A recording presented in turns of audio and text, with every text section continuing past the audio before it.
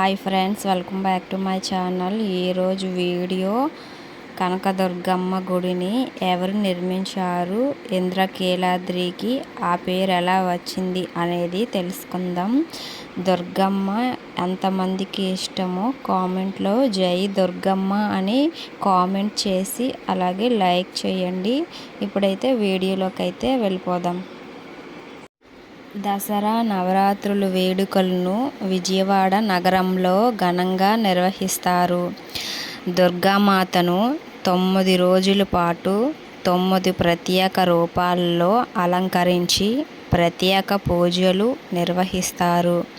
విజయదశమి రోజున కృష్ణానదిలో తెప్పోత్సవాలను కూడా ఘనంగా నిర్వహిస్తారు.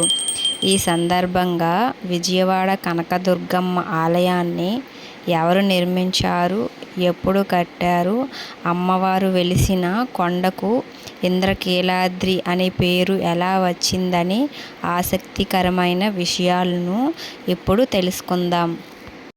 విజయవాడ అనే పేరు వినగానే మనందరికీ టక్కున గుర్తొచ్చేది దుర్గామాతే.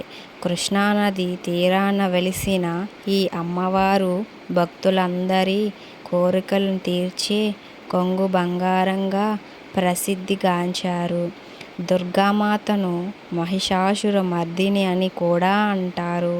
మహిషాసురుడు అనే రాక్షసుడిని వందించిందే అమ్మవారికి ఆ పేరు వచ్చిందని పురాణాల్లో పేర్కొనబడింది. కలకత్తా, చెన్నై నగరాలకు సరిగ్గా నడుమ ఉండే ఈ నగరంలో అమ్మవారి ఆలయం ఉంది. అంతేకాదు దక్షిణ మధ్య రైల్వేలో అతిపెద్ద జంక్షన్ కూడా బెజవాడ అనే భారతీయ రైల్వే పెద్ద జంక్షన్లో బెజవాడ ఒకటి. దసరా నవరాత్రుల వేడుకలను విజయవాడ నగరంలో ఘనంగా నిర్వహిస్తారు. దుర్గామాతను 9 రోజుల పాటు 9 ప్రత్యేక రూపాల్లో అలంకరించి ప్రత్యేక పూజలు నిర్వహిస్తారు. విజయదశమి రోజున కృష్ణానదిలో తెప్పోత్సవాలను కూడా ఘనంగా నిర్వహిస్తారు. ఈ సందర్భంగా విజయవాడ కనకదుర్గమ్మ ఆలయాన్ని ఎవరు నిర్మించారు, ఎప్పుడు కట్టారు, అమ్మవారి వెలిసిన కొండకు ఇంద్రకీలాద్రి అనే పేరు ఎలా వచ్చిందనే ఆసక్తికరమైన విషయాలను ఇప్పుడు తెలుసుకుందాం. పురాణాల ప్రకారం విజయవాడ కనకదుర్గమ్మ ఆలయాన్ని అర్జునుడు నిర్మించినట్లు తెలుస్తుంది. పాండవుల్లోని అర్జునుడు ఇంద్రకీలాద్రి దగ్గర తపస్సు చేసి పరమేశ్వరుని నుంచి పశుపతి అస్త్రాన్ని పొందుతాడు. తాను చేసే యుద్ధంలో విజయం దక్కాలని పరమేశ్వరుని కోరుతాడు. అందుకే ఈ ఊరికి విజయవాడగా పేరొచ్చింది. దక్షిణ భారతదేశంలో ప్రముఖ ఆలయాల్లో ఒక్కటైన దుర్గా మల్లేశ్వర దేవాలయాన్ని 8వ శతాబ్దంలో నిర్మించినట్లు కొన్ని ఆధారాలున్నాయి. అయితే ఈ ఆలయ నిర్మాణానికి సంబంధించి మరికొన్ని కథలు కూడా ప్రాచుర్యంలో ఉన్నాయి.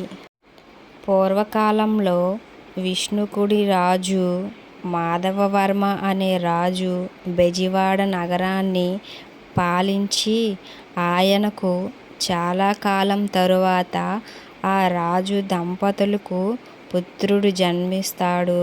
తాను కూడా తన తండ్రిలాగా నీతి నిజాయితీ ధర్మంగా ఉండటంతో అందరూ తనను ఇష్టపడేవారు. అయితే ఓ రోజు రాకుమారుడు పెంకి గుర్రంతో కూడిన రథంతో బయలుదేరాడు. అయితే దాన్ని అదుపు చేయడం అంత సులభం కాదు. అది చాలా పొగరబోతు. దీంతో రాజభటులు వీధుల్లో హెచ్చరికలు చేస్తూ పరుగులు తీశారు. అయితే అప్పుడే అక్కడున్న బాలుడు ఆటల్లో మునిగిపోవడంతో తనకు వారి మాటలు వినిపించలేదు. మరోవైపు ఇష్టరాజ్యంగా వెళ్తున్న గుర్రపు రథాన్ని అదుపు చేయడానికి రాకుమారుడు ఎంత ప్రయత్నించినా తన వల్ల కావడం లేదు. ఆ సమయంలో బాలుడు రథచక్రం కింద పడి ప్రాణాలు కోల్పోయాడు. ఆ బాలుడు తల్లి తన భుజాలపై తనను మోసుకొచ్చి రాజులు భోగభాగ్యాలను అనుభవించొచ్చు, కానీ ఇలా మనుషులు ప్రాణాలు తీయడాన్ని తనకు న్యాయం చెయ్యాలని నిరోధించింది. అప్పుడు మాధవవర్మ ఈ నేరానికి తగిన శిక్ష ఏంటో చెప్పాలని న్యాయాధికారులను కోరుతాడు. వారంతా చాలాసేపు చర్చించి మరణశిక్ష విధించాలి అని చెబుతారు. అయితే రాకుమారుడు కావాలని తప్పు చెయ్యలేదు.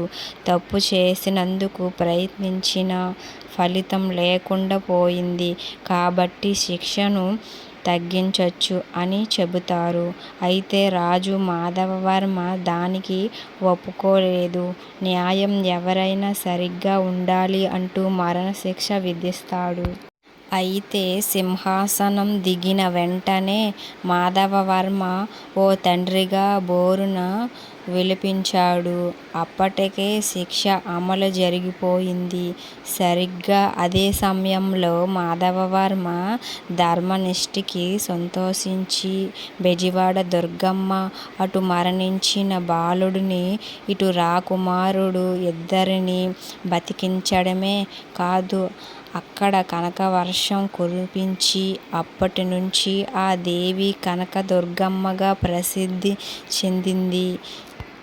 మరో కథనం ప్రకారం కృతయుగంలో అసురుడిని సంహరించేందుకు తానొస్తానని చెప్పి మాయమవుతుంది. అప్పటి నుంచి కీలుడు పర్వత రూపంలో ఉండి అమ్మవారి కోసం ఎదురుచూశాడు.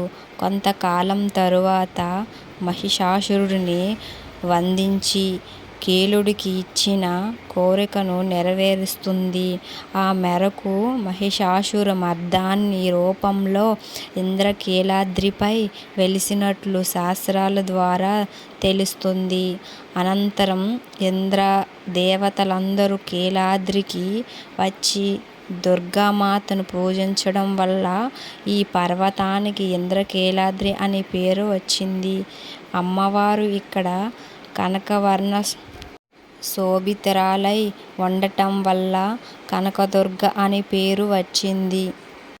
ఇంకో కథనం ప్రకారం ఈశ్వరుడు ఇక్కడ మల్లయుద్ధం చేశాడు.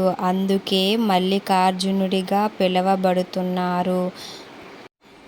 జగద్గురు ఆది శంకరాచార్యులు జ్యోతిర్లింగం అదృశ్యం అవ్వటాన్ని గమనించి అమ్మవారి ఆలయ ఉత్తర భాగాన మల్లికార్జునుడి విగ్రహాన్ని పునఃప్రతిష్ఠించారు. దక్షిణ భాగంలో ఉండే అమ్మవారికి దసరా నవరాత్రుల వేళ ప్రత్యేక పూజలు నిర్వహిస్తారు. ఈ పవిత్రమైన రోజుల్లో అమ్మవారిని దర్శించుకుంటే సకల పాపాల నుండి విముక్తి లభిస్తుందని చాలామంది నమ్ముతారు. జై దుర్గామాత, జై జై దుర్గామాత.